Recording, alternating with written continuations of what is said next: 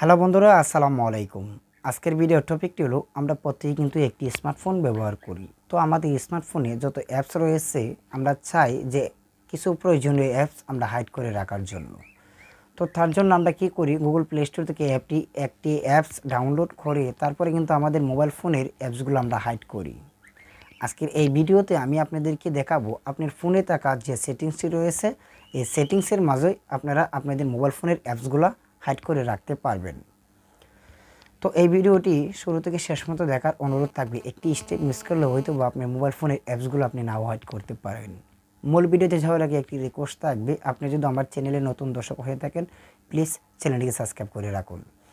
তো আমরা mobile স্ক্রিনটিকে share করে দিই। তো মোবাইল স্ক্রিনটিকে আমি শেয়ার করে দিলাম। তো দেওয়ার পরে আমরা প্রথমত কী করতে হবে, আমাদের মোবাইল ফোনে চলে আসতে হবে। তো আসার পরে একদম দেখুন থ্রি ডট আইকন একটি অপশন রয়েছে উপরে ডাইন কর্নারে। তো এই থ্রি ডট আইকনের মাঝে একটি ক্লিক করে দিব। তো দেওয়ার পরে আমাদের মাঝে আরেকটি অপশন চলে আসছে সেটিংস। তো এই যে সেটিংস যে অপশনটি রয়েছে এই অপশনটির মাঝে আমরা আরেকটি ক্লিক করে দিব।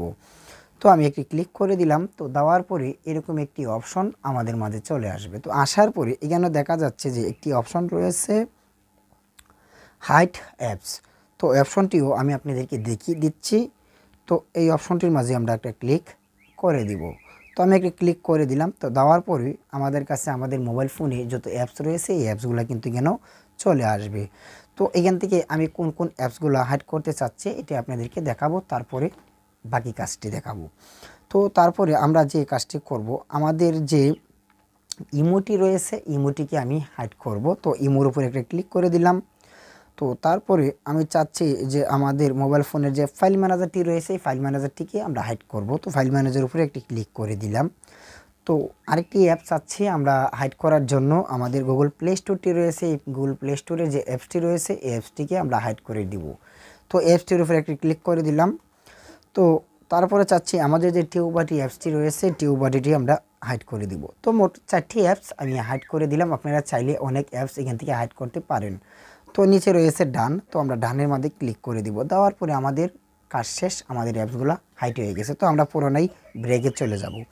তো আমরা ব্রেকে আসার পরে আমাদের ইমোটিকে হাইড করেছিলাম, এমনকি গুগল প্লে স্টোরটাকেও হাইড করেছিলাম। আপনারা একটু মনোযোগ সহকারে আমাদের মোবাইল ফোনের স্ক্রিনের মাঝে দেখার চেষ্টা করুন যে আমরা যে অ্যাপসগুলো হাইড করেছি এই অ্যাপসগুলো কি আমাদের মোবাইল ফোনের ইনস্টলে রয়েছে কি না, হাইড হয়েছে।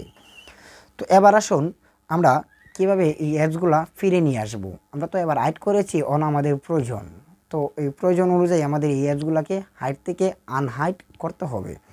তো তার জন্য পুরোনোই আবার ওই থ্রি ডট মেনুর মাঝে ক্লিক করতে হবে। তো থ্রি ডট মেনুটি একদম উপরে রয়েছে, প্রথমবার আপনাদেরকে দেখিয়ে দিয়েছিলাম সেমভাবে আমি থ্রি ডট মেনুতে ক্লিক করব।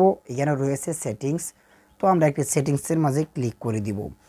তো দেওয়ার পরে হাইড অ্যাপস যে অপশনটি রয়েছে এই অপশনটির মাঝে আমরা একটি ক্লিক করে দিব। তো দিয়ে দিলাম। দেওয়ার পরে আমাদের 4টি অ্যাপস কিন্তু অলরেডি হাইড করা রয়েছে, এগুলো আমরা আনহাইড করতে চাচ্ছি। তো তার জন্য কি করতে হবে, আমাদের যে 4টি অ্যাপস একদম উপরে কিন্তু রয়েছে, তো একটি একটি অ্যাপস করে আমাদের আনহাইড করতে হবে। তো আমরা ইমোর মাঝে ক্লিক করে দিব, তারপরে ফাইল ম্যানেজার, তারপরে হলো গুগল প্লে স্টোর, তারপর হলো টিউবাটি। তো তারপরে দেখুন ডান। তো আমরা ডানে ক্লিক করে দিব।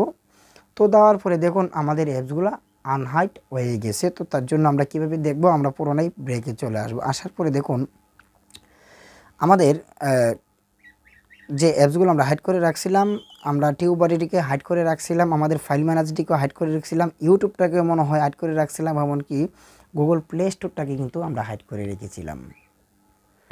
তো আশা করি কীভাবে মোবাইল ফোনের কোনো ধরনের কোনো এক্সট্রা অ্যাপস ছাড়া কীভাবে হাইড করে রাখবেন আপনারা বুঝে গেছেন। ভালো লাগলে একটি লাইক করে দিবেন। ধন্যবাদ সকলকে। আল্লাহ হাফিজ।